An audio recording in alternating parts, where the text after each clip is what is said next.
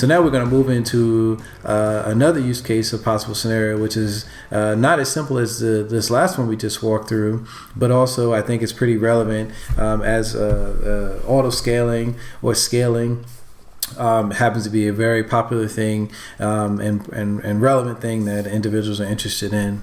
So to move into our next example, we're going to just change into another directory that's called AutoScaling, where we have our special AutoScaling heat templates sitting there.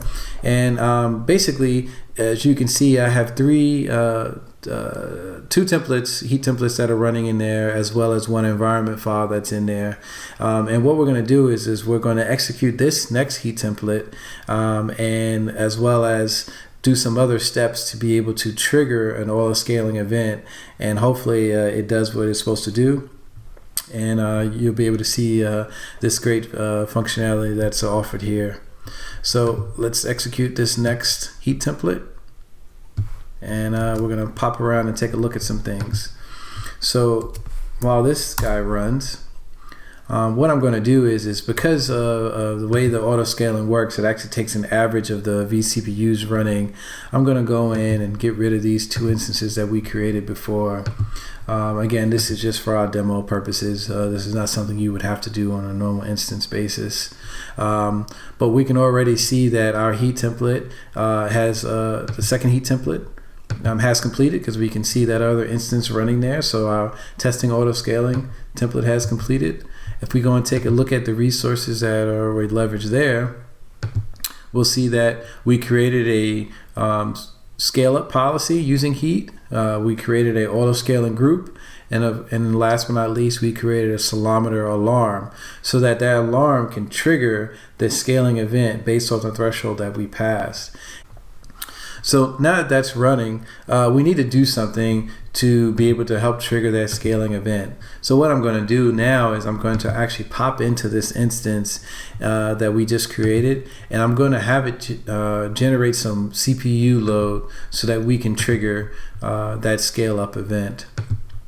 And the easiest way of doing that is leveraging a very simple script that I basically borrowed from one of my online buddies.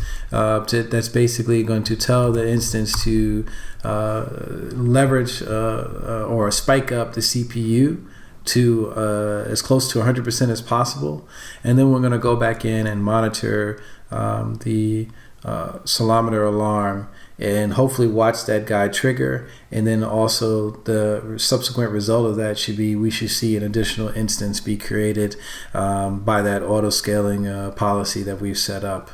So now that the instance is ready, we're going to basically just log into this instance really quickly and execute our load file that we're going to create to be able to generate some load for our scaling event. Again, just going to create a very simple, very straightforward shell script that's going to generate CPU load.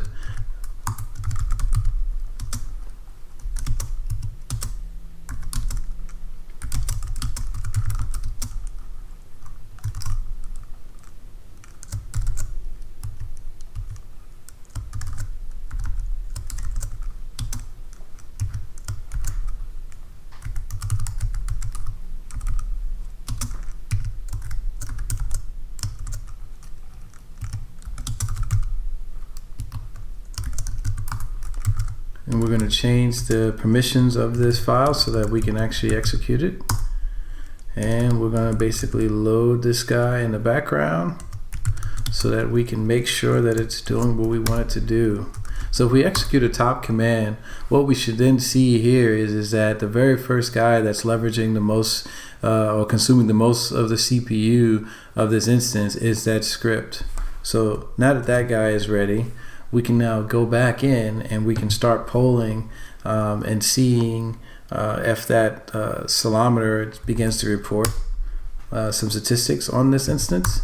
And once it does, we'll be able to determine if that we'll be able to watch that alarm and wait for it to trigger. And once it triggers, make sure that it does what it was supposed to do, which is scale up or add additional instances. Okay, so now accelerometer is logging the data that is collecting from the instances that is running, and we can see that it is noting that this one instance is above 50%. So what we're going to do is we're going to actually go in and take a look at the alarm again and see if that has moved from a insufficient data state to an okay state. And yes, it has, and it actually is in an alarm state, which is exactly what we wanted. So now if we do an OpenStack server list, we should see an additional instance running there, and we do. So now it is joined by its second instance. So that AutoScaling event did exactly what it was supposed to do. And if we actually go in and take it to a step further and log into the second instance and put load on that, it'll keep actually adding additional instances until it reaches the max, which is 5 instances to be able to launch for that particular AutoScaling policy.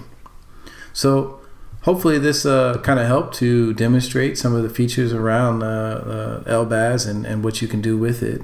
One last thing I wanted to show you is to make sure to confirm that those members were actually added to those new servers were actually added to the pool.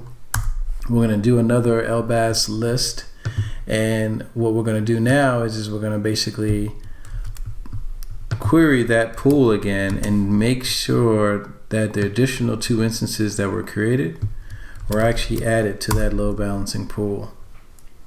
And what we'll find here now is that now it is running it has 4 members that are part of that pool.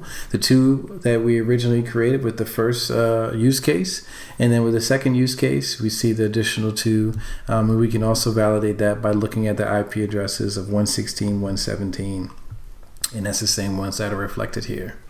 So again, thank you for joining us here. Hopefully this was very helpful, and look out for more features and capabilities that will be included in future versions of Rackspace Private Cloud built on OpenStack.